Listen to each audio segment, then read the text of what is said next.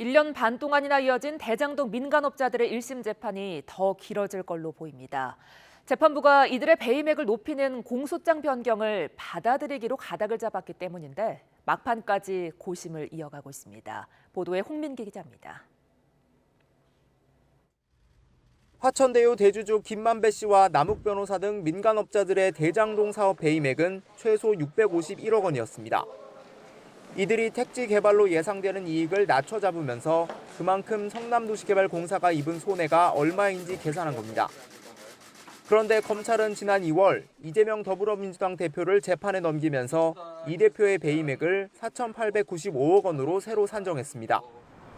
민관 유착이 없었다면 애초 실무진 건의대로 공사가 전체 개발 이익의 70%를 가져올 수 있었다는 계산에서입니다.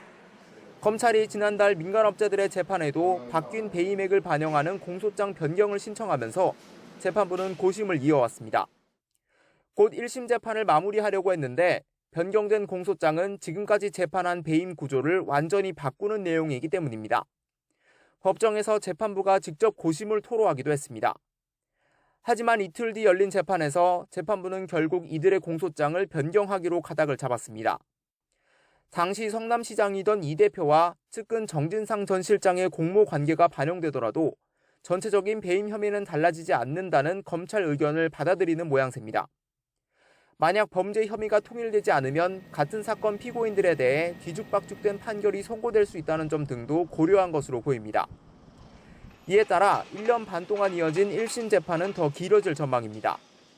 변호인들은 사실상 재판을 새로 해야 하는 상황이라며 검찰이 비슷한 사건을 여러 차례 나눠 기소하면서 방어권이 심각하게 침해되고 있다고 반발했습니다.